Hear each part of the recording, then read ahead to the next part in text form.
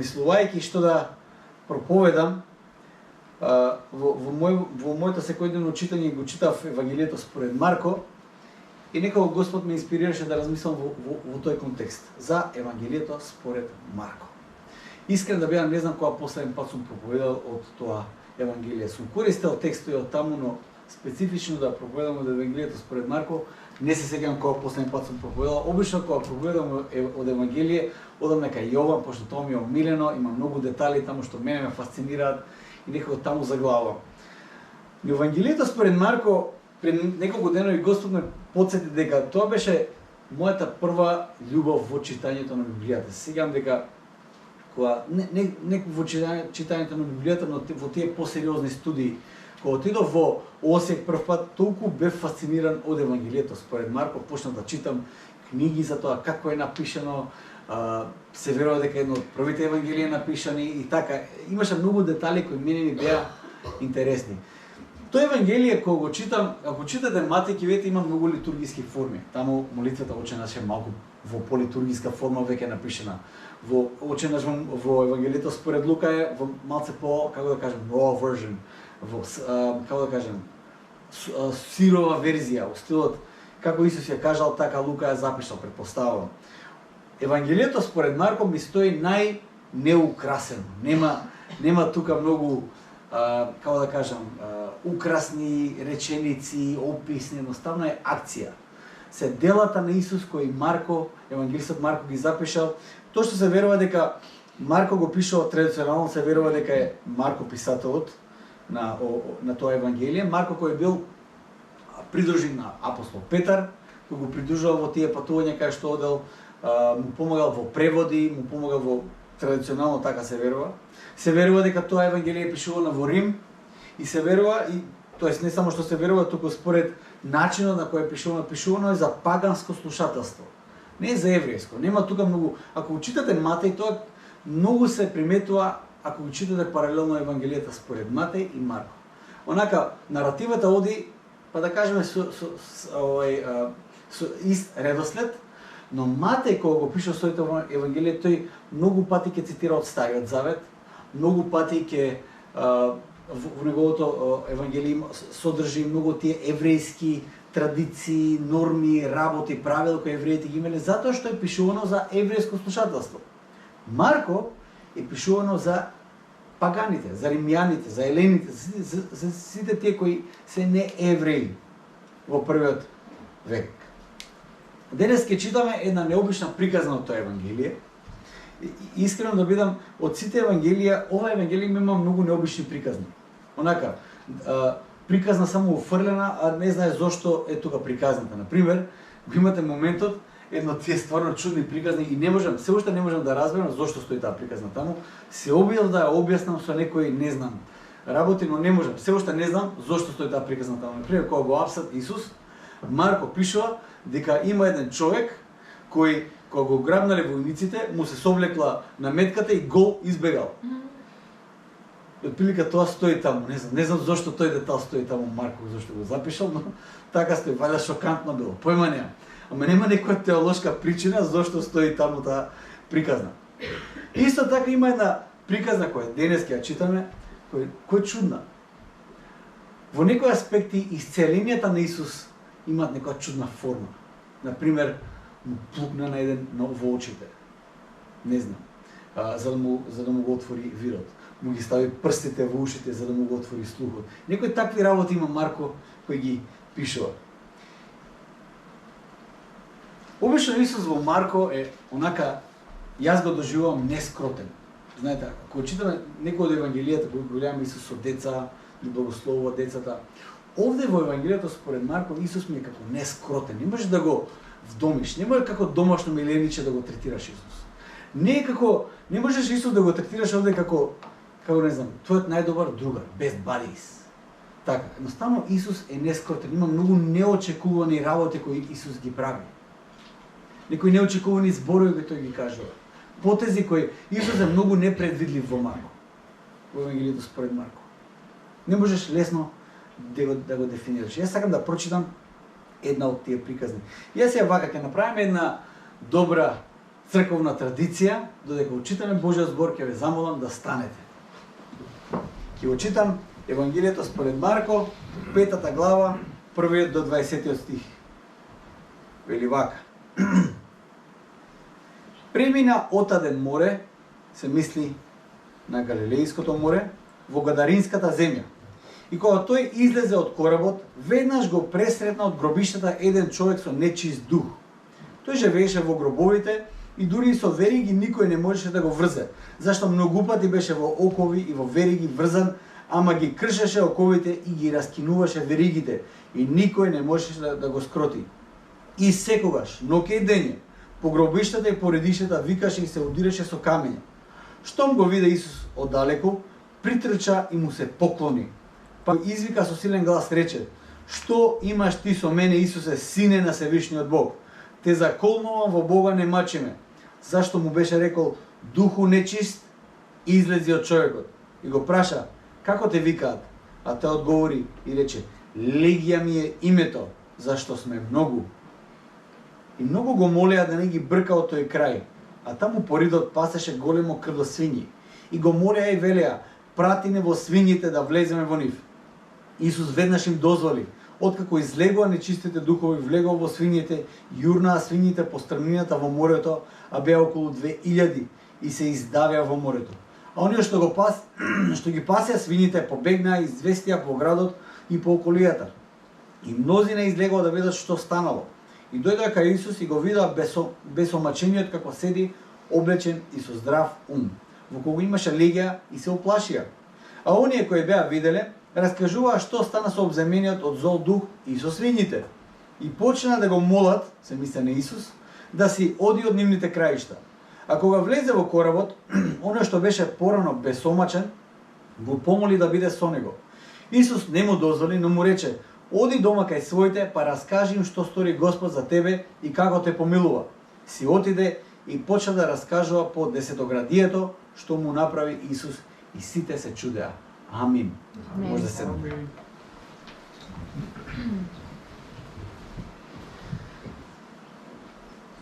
Ова приказна имаме во сите синоптички евангелија, значи во Матеј, во Марко и во Лука, оваа приказна е запишана. Сега, има некои проблеми во приказната кои се појавуваат, кои не се тематски, теолошки проблеми, туку се географски проблеми. Географскиот проблем се појавува во Евангелието според Марко и Лука. Први мора да се заклучи дека територијата на која се случува дејствието е паганска територија. Само поради фактот што имало крдо свињи, нешто што евреите не сакале да го имат на својата територија, тоа покажува дека се работи за паганска територија. И Марко кажува дека тоа се случува во Десетоградието.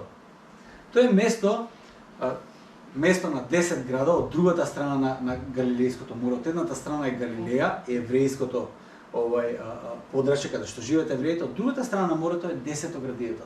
Тоа се 10 пагански градови кои се лоцирани таму.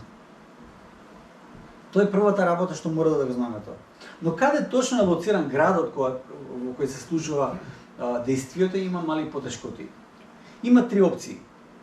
Бидејќи приказната се наоѓа во сите синоптички евангелија, можеме да воочиме одредени разлики. Марко и Лука имаат едно име за градот, Матеј има различно име за градот. Историските документи, пишувани од Ориген и Еузебиј, сугерираат на некое друго место. Сега, во повеќе, ако го читате, мислам дека Библијата од Библиско здружение, таму ќе имате на фуснота, каде што пишува дека има различни имиња за тој град. Има Герасинската област, Гадаринската област и Гергисинската област. Така се именувани различно. Те се три различни града. Како што кажав, тоа е неврејска, паганска земја. Првата опција е дека можна е дека Марко целиот тој крај го нарекол според одреден град. Кажува дека во тој град, во тој крај се случува тоа и тоа. Проблемот настанува дека градот што евангелистот Марко го насловува е многу милји оддалечен од морето, каде што уствари пагаат свињите. И се мисли дали се работи за тој град или се работи за некој град. Една од опциите, знаете која е? препишувачите на Евангелието според Марко да препишале друг град. Тоа е уште една валидна опција. Некои од местата кои се спомнуваат тука се наоѓаат до морето, која е всушност една од опциите кои се спомнати во тие три имиња. Еузебиус, староцрковен отец, смета дека се работи за град кој е наисточниот брег од Галилејското езеро. Тој тоа мислење го базира според описот на Ориген кој датира некаде порано од него, некаде во средината на 2 век. Сега, тоа што е интересно, има археолошки пронајдоци на тоа место каде што Ориген сугерирал дека се наоѓа градот и таму нашле манастир и црква која не 100% може да тврдиме, но се верува дека раната црква верувале дека тоа чудо се случило на тоа место. На тоа место имате ридови, како што е опишано во Евангелието според Марко, и доле е Галилејското езеро каде што веројатно се удавиле свините. Јас сакам такви детали, па сакам да ги споделам со вас, не знам, можеби на вас не ви се толку интересни. Мене ми се интересни. Во секој случај се работи за регион на територијата на Декаполис, тоа е или Десетоградието, онака како што е преведен кај нас. Тоа е место каде нема ништо еврејско. Нема ништо богобојазливо. Како што гледате, на тие луѓе во приказната им одговара човекот кој е со бесови да биде со бесови, затоа што го видел со смирен ум, тие се исплашија. Што е работел со човекот? Више не е нормален. Беше нормален човекот претходно. Тој е територија на владење на Цезарот. Се претпоставува дека таму имало велелепни столбови, веројатноста е голема дека славењето на Цезарот како бог таму е изразено. Таа територија не е територија на владење на Јахве, тоа што е многу поважно. Затоа што евреите сметале дека каде Јахве се прославува, таму е неговото царство. За нив тоа е темна територија, таму каде што Јахве не владее. Јас, додека го проучував тоа, ми дојде некои интересни прашања додека работев на текстот. Ова се наоѓа во Марковото Евангелие 5-та глава. Пред тоа имаме интересни приказни. Имаме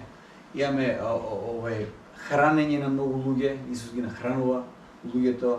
Имаме параболи за кажете го тоа, за Царството Божјо, дека како зрно кое е посадено, кое расте и кое станува големо како дрвјата, на кое уствари и птиците наоѓаат скровиште.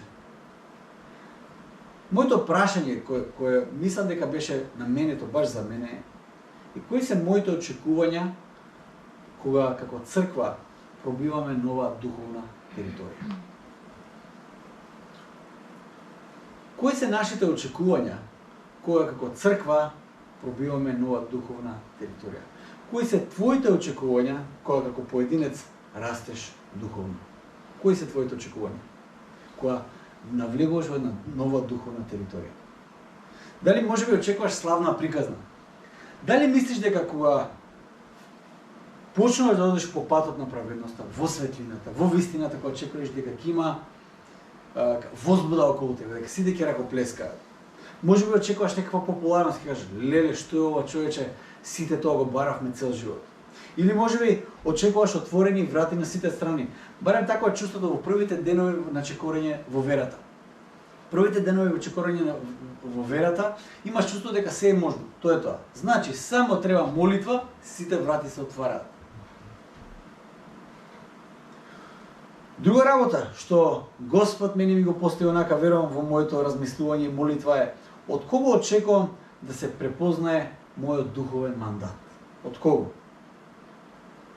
Од луѓето кои се заинтересирани за духовните нешта, од властите, авторитетите, од кој очекуваш да биде препознаен твојот духовен мандат?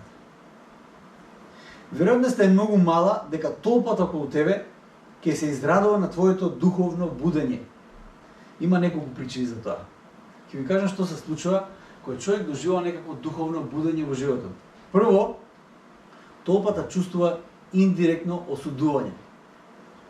Значи, твоето постоење сега во таа нова форма за нив е индиректно осудување. Луѓето не се чувствуваат лагодно и слободно до луѓе за кои сметат дека стојат на повисоко морално стојалиште. Знаете, ако се обидуваш да живееш свет живот, Луѓето прво што ќе те прашаат, ти порен да не си од мене. Тоа ќе те прашаат. Што се замислуваш? Знаете, атракција е еднаш да се сретне папата во животот, овој најсветиот што го смета светот. Атракција е да се сретне папата, овој светиот што е во светот. Но замисли да живееш со папата цело време. Тоа е неверојатен притисок, човече. Треба да си цело време у најдобро светло. Затоа што според некои критериуми он мора да стои на повисоко морално стојалиште. Самото негово постоење до тебе е некаква осуда за твојот животен стил, затоа што ти не си цело време најсвет што можеш да бидеш. Кога духовно се будиш, толпата луѓето во мејнстрим, во некој дефолт мод чувствуваат некакво индиректно осудување, затоа што ти веќе со твојот нов поглед, со твојот нов животен стил, индиректно осудуваш животен стил кој не е во насока кон светлината. Другата работа е затоа што толпата верува дека тоа е фейк или лажен животен стил. Како прво смета дека тоа е невозможен животен стил. Кај да е ќе попуштиш, тоа е општото и генерално мислење. Значи, супер што си го искусил тоа во животот, но кај да е ќе попуштиш, тоа не може да трае цел живот. Не можеш да живееш така. Ти гледаш колку е искорумпиран светот. Светот е многу лошо место. Ти не можеш да живееш праведно и морално во овој свет. Кај да е ќе попуштиш. И знаете ли што? Првата црква се соочила со истиот предизвик. Успехот на мисијата на првата црква не се должи со тоа дека тие имале убави озвученија и телевизиска мрежа или интернет. Не се работи за тоа. Успехот на првата црква се должи во тоа што тие на долги патеки покажале дека таквиот живот сега е возможен, затоа што него живее со своја сила. Го живее преку силата на Светиот Дух. За тоа се работи. Кога првата црква покажува еден нов животен стил, дури и еврејското население околу нив им се подсмеваат. Тоа е супер идеал, ама е невозможен. На долги патеки црквата и мисијата на црквата станува успешна само затоа што тие се конзистентни со тој животен стил, покажуваат дека е возможен тој животен стил. Обично толпата ќе чека да му помине таа фаза и да се врати во некаква нормала. Имаше еден пример од покоен Мирче Андреев, тие што го знаете. Он имаше една приказна што често пати ја споделуваше, една жена го прашала: "Добро, ти си сега христијанин цело време?" Да. Цело време си христијанин? Да, цело време сум. Као не си само недела, туку си и сабота и понеделник? Да. Ау, многу е тоа. Не е можно тоа. Отприлика тоа бил заклучок на жената, пошто и знаете ли што? Јас обичам само да кажам дека христијанскиот живот не е тежок. Христијанскиот живот е невозможен ако се обидуваш да го живееш со своја сила. Невозможен е. Искрено да ви кажам, нема ни логика. Затоа што во светот, според стандардите на светот во кој живееме, едноставно нема логика да живееш таков возвишен морален живот. Но верувам дека со силата на Светиот Дух е возможен.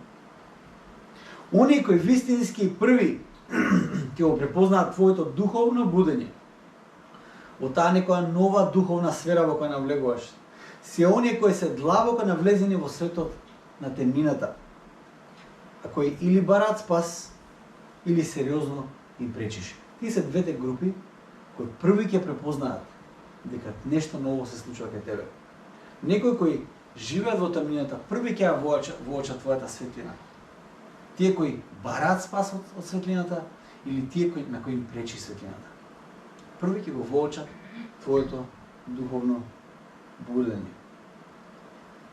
Веројатно оние што ќе те пречекат како Исус што го пречека овој во тој гадарински крај, ќе биде беше оној кој беше обземен од многу духови и го препозна Исус.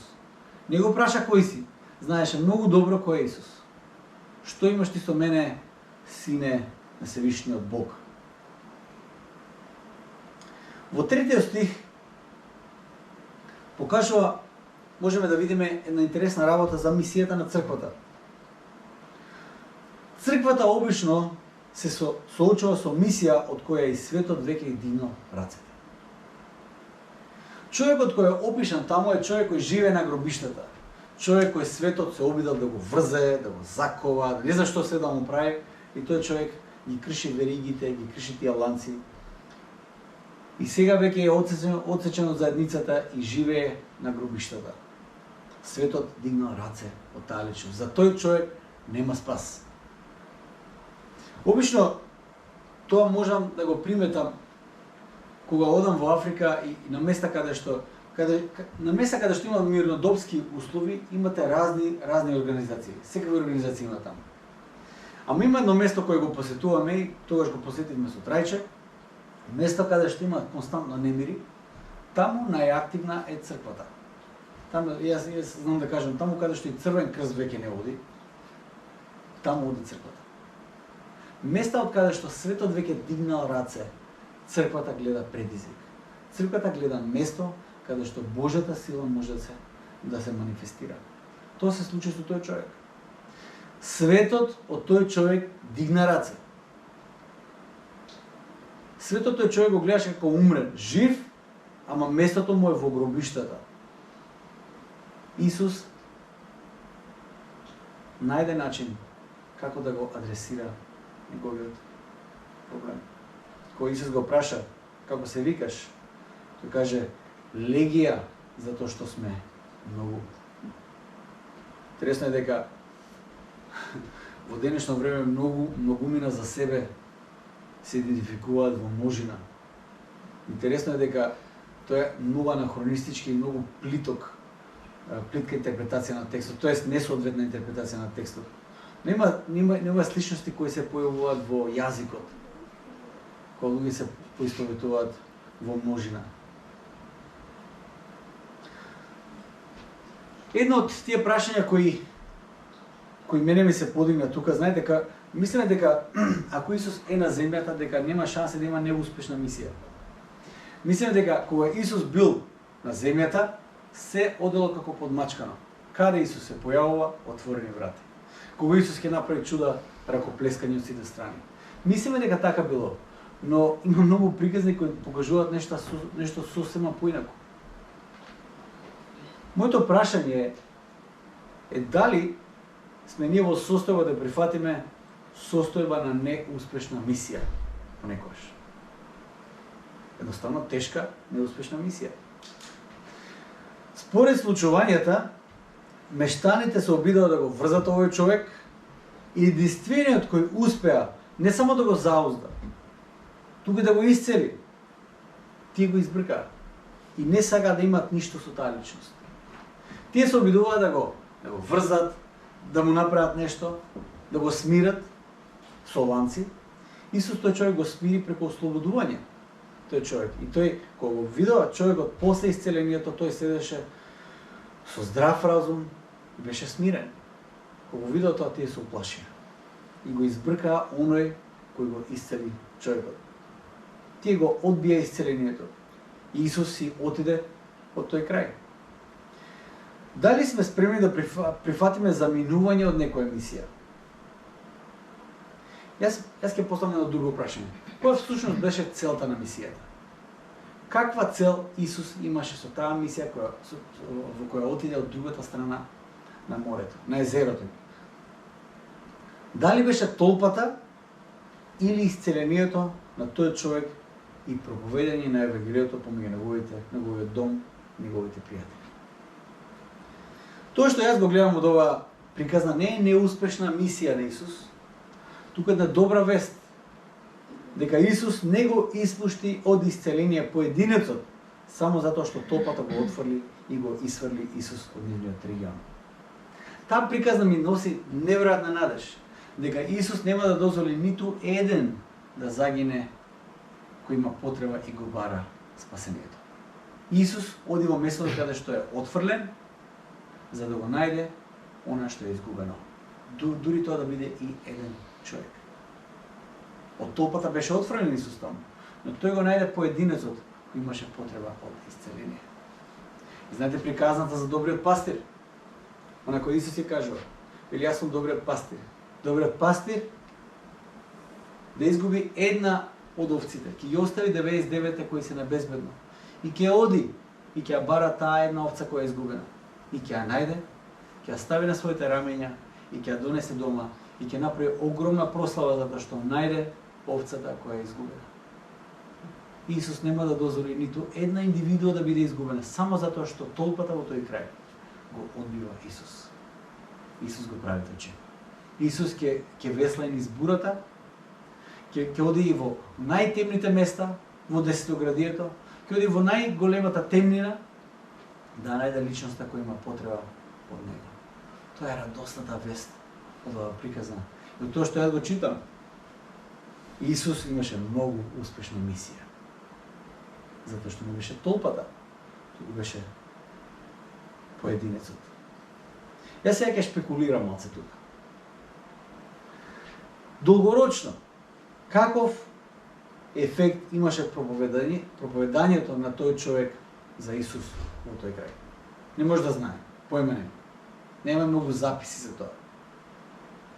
Но има некои индикации кои можеме да ги видиме од подосна во литературата на Новиот Завет.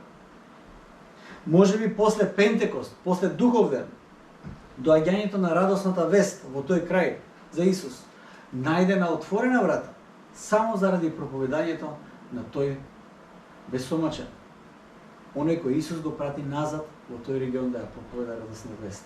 Затоа што заклучокот на Марко е дека каде тој да ја проповедаше таа вест, сите се чудеа. Може би Евангелието најде на отворена врата само заради зборовите на тој човек. Јас сакам сега да се вратам една глава поназад, нема да го читаме текстот. На 4-та глава од Марко изобилува со приказните за Царството Божие. Царството Божие е како семе, приказната за сејачот и семето. Сите тие приказни се содржани во 4-та глава од Евангелието според Марко. Има еден фасцинантен дел таму во таа глава и тоа лесно може да се прескокне тој дел. Првим почнува приказната за сејачот, параболата за сејачот, кој ги фрла семињата и семињата паѓаат на различни почви. Некои семиња паѓаат до патот и доаѓаат птиците, што е многу важно, ги колваат тие семиња и ги носат. Некои семиња паѓаат на каменито тло, некои помеѓу трње, а некои паѓаат на плодна почва. За мене птиците имаат многу важна улога во целата приказна, затоа што на некој начин Исус ги спомнува во првата приказна, но и во последната приказна за семињата. Тоа што е интересно е дека во последната приказна за синаповото зрно, Исус кажа дека Царството Божие е како едно синапово зрно, кој ќе, иако е најмало од сите семиња, кој ќе се посади и кој ќе порасте, станува едно од поголемите дрвја во кои дури и птиците наоѓаат за солниште во неговите крошби. Птиците кои ги колваа семињата можат сега да најдат сенка во крошните на дрвјата кои пораснаа од тие семиња. Едно од тие птици можеби беше и тој човек кој беше во вериги, кој беше отфрлен, за кој немаше никаков спас. За кој било каква радосна вест, тој знаеше да ја претвори во тажка вест. Кој знае каков панегир, знаете, јас до 8-та година пораснав во село и обично во тоа време селските пијаници многу добро се знае. Знае устото да дојдат да уништат некоја забава. Ќе дадат едно пиво и толку, не мртов пијан, готово. Сега целото внимание на тој човек, тоа е тоа. Како да се стокми, како да се однесе на страна и селото интервенира, тоа е тоа. Тој човек може би имал таков статус. Таман ќе организира некој панел, ќе дојде овој, ќе го врзуваме со вериги, ќе ги скрши. Подобро нека оде на гробиштата, да не ни смета во секојдневниот живот. Тој е тој. Расипуваш на забави. Многу од птиците кои го колваат семето би требало да можат да најдат засолниште во крошните на црквата. Резултатот на таквата црква излегува, таквиот резултат на црквата со крошни во која птиците ќе може да се заснуват, е резултат само од силна и здрава црква. каде растежот во таа црква е многу повеќе од само рдење и некакво младо и слабо стебло во форма на расет. Обично во црквите, не во црквите, се извинувам, обично е лесно да рти некое семе во нечие срце и да порасне во некој расет. И да се израдуваме на тоа. Но дрвцето, тоа мало стебло, да порасне во дрво, во чии крошни дури птиците, кои иначе ги го исколуваат тоа семе, ќе најдат закрила, ќе да заштита, и тоа е многу тежок процес. А многу тежок процес е затоа што треба години некој дрво да расте. Јас не верувам дека Исус превидел некои работи или ги кажал онака колку да ги каже. Јас верувам дека метафората со семето и стеблото кој Исус го користи е многу намерна метафора. Затоа што луѓето кои слушателите на Исус во тоа време многу добро знаат кој е процесот на тоа семе од семе да стане дрво. Го знаат многу добро процесот затоа што голем дел од нив биле земјоделци. Знаеш какво внимание, колку време треба некој семе да рти, да стане мало стебленце, чување, грижа за тоа стебло да стане дрво во чии крошни ќе се заслонуваат птиците.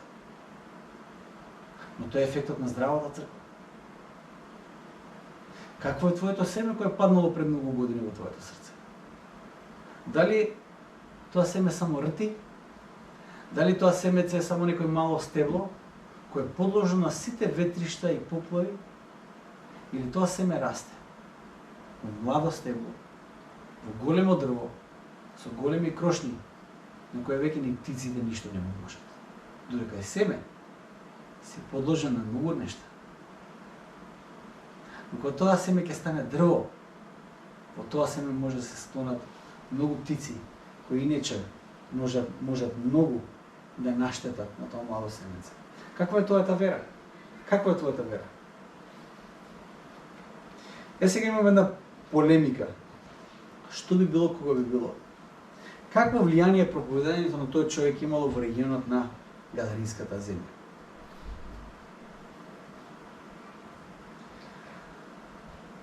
Човекот сакаше да го следи Исус, но Исус го прати дома. Што му даде како задача? Да им каже на своите дома и на пријателите што Исус направил за него. Знаете, од оваа гледна точка каде што стојам јас сега, таа е доста едноставна задача. Треба да отидеш дома и да им кажеш на твоите. Тој човек сакаше да го следи Исус. И тој беше паган кој сакаше да го следи Исус. Колку јако сведоштво ќе било тоа. Помеѓу сите евреи апостоли има еден паган апостол кој стана Христов следбеник и го следи Исус. Знаете, во таа некоја наратива, во таа некоја наша 21 век ефикасност, си мислам, ова ќе беше уште еден многу јак детал од приказната на Исус. Поентата е дека можеме од оваа гледна точка тоа што Исус му го дава како задача на човекот да оди дома и да го проповеда Евангелието, на нас изгледа многу минорна задача. Како што кажав, понекогаш препораките од Исус за нас изгледат како да оставаат премал ефект околу нас. Сакаме поголеми работи. Или не сме инспирирани од волуменот на операцијата во која Исус нас не прави. Сакаме поголеми работи, поголема мисија. Се сакаме да направиме. Тоа е само во наш контекст ќе кажем, тоа е само некакво одржување на просторот тука. Имаме таква служба, диаконија. Треба се одржува просторот во црквата. Кажеш, па добро, тоа е само одржување на просторот и ништо повеќе. Па добро, тоа е само, не знам, you name it. Што е да е? Тоа е само една мала работа која јас може да направам, а јас можам многу повеќе да направам. Ама знаете ли што? Може би ќе кажеш, можем јас да го следам Исус каде и да оди. Може би можеш. Целата работа се сведува на тоа според мене. Нешто ти мислиш дека си способен да правиш, туку како Исус тебе те гледа како важен дел од неговата мисија во светот. И каде тој те праќа. Тоа е најважната работа. Во овој контекст на тој човек, тоа значеше да се врати дома и да го проповеда Евангелието. Зошто? Затоа што светлината беше многу потребна во тој крај од каде што тој човек доаѓаше.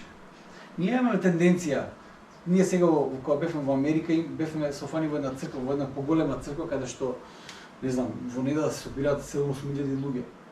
Има тенденција да се собираме на куп, знаете, тоа е еден, може ќе окрстаме вака вавилонски синдром, од вавилонската кула. Сакаме да се собереме на едно место, да онака, по-голема зграда да имаме, по-голема кула, знаете, името да ни се покаже, да имаме, да бидеме гласни, да бидеме видливи. Тоа е една тенденција и окей е таа работа, не знам. Окей е тоа. Но поентата е дека мисијата каде што Исус не праќа е токму во Гадаринскиот крај, таму каде што нема светлина.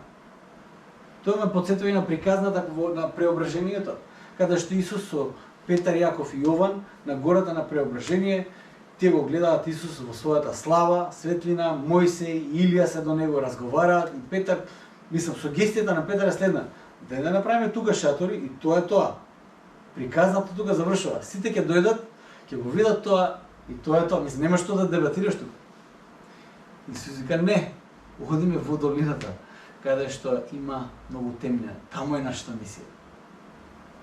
На некој начин Исус честопати нас не праќа во краишта, каде што сметаме дека можеби не е толку важно, можеби е мала таа работа што ја правам таму. Но таа работа во мисијата преку силата на Духот и преку водството на Духот, онака како што Исус води, верувам дека е голема работа.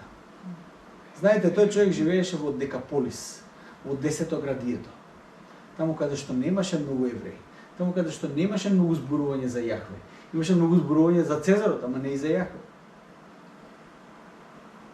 Декаполис е местото каде што Исус одлучува да се објави на уште еден човек, кој е многу важен во историјата на црквата. Многу важен човек. Тој човек се вика апостол Павле. Апостол Павле тргна од Ерусалим кон Емаус и одеше преку 10-то градието. Тоест Емаус е еден од тие градови. И на тоа патешествие Исус одлучи да му се објави на апостол Павле таму. Исус не му се објави на апостол Павле во Ерусалим, во храмот, онаму каде што се сметаше дека е Божјото владение. Исус одлучи на апостол Павле да му се објави на територијата, каде што апостол Павле можеби според неговата теологија сметаше дека тука нема никакво владение на Јахве. Да ја поминеме оваа територија што побрзо, зашто оваа територија е темна територија. Исус одлучува да му се објави токму на тоа место. 10-то градието. Онаму каде што има свињи, онаму каде што чистиот апостол Павле не се ни дрзнува да се допре до нешто, само да помине. Е таму Исус одлучува да му се објави на апостол Павле во територијата на 10-то градието, онаму каде што е најгустата темнина. Јас верувам дека апостол Павле, затоа што го има видено Исус таму, а не во храмот, тоа му беше уште поголем аргумент да знае кој е Исус.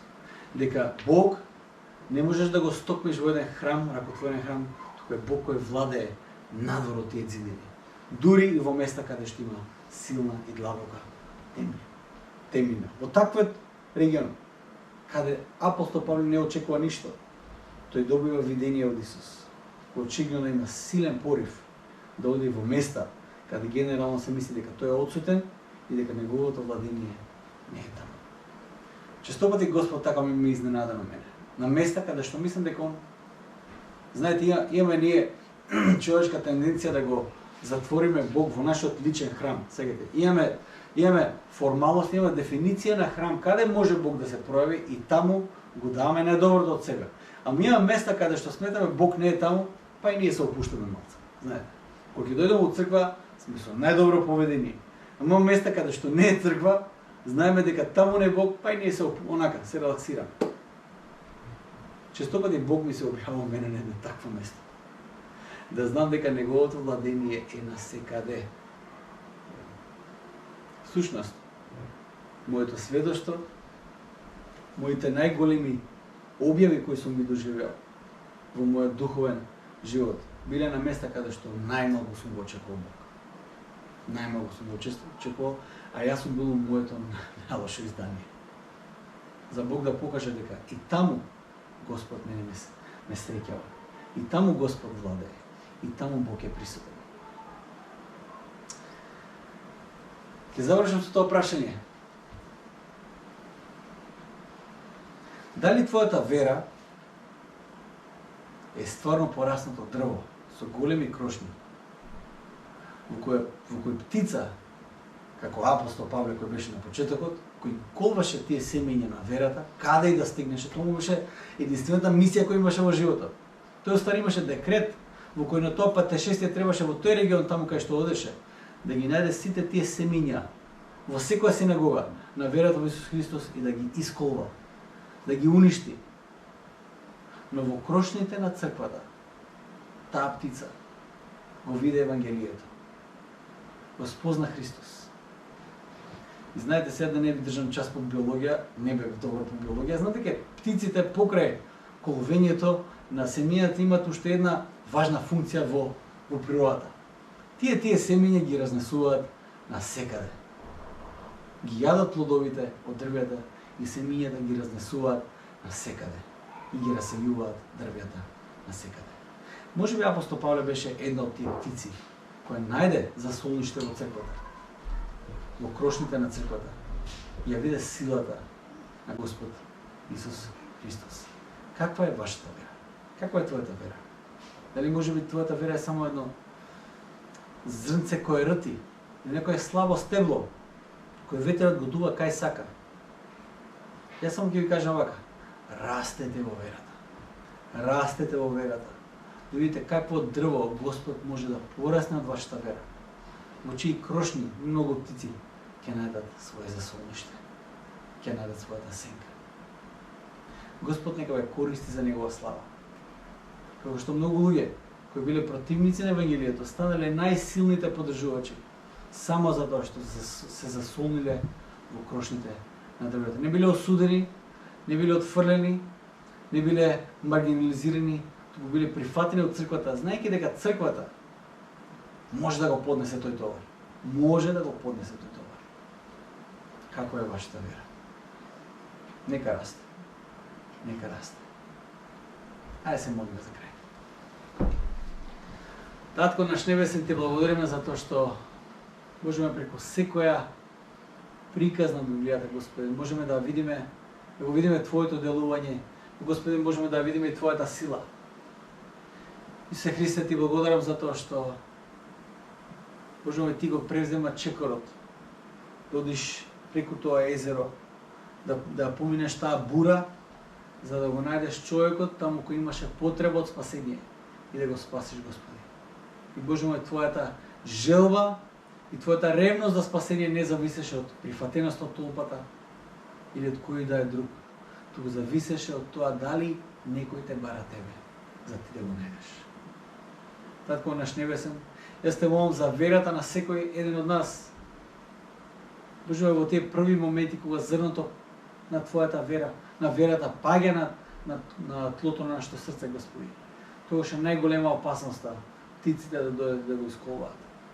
Господи Боже, ако го чуваме тоа зрно, ако го полеваме и ако растеме, Господи, во верата, тоа зрно ќе стане силно стебло, во кој дури птиците ќе можат да најдат заштита. Господи, јас те молам, нека, Господи, нашата вера биде токму како тоа едно такво дрво. Те молам, Господи Боже мој, чување од лукавиот, чување од нападите, Господи Боже мој, и нека, Татко мој, постојано гледаме на Тебе и зависиме од Тебе, Исусе Христе, затоа што Ти си ни потребен како секојдневниот леб што го е. Се оставаме во Твоите раце. Амен.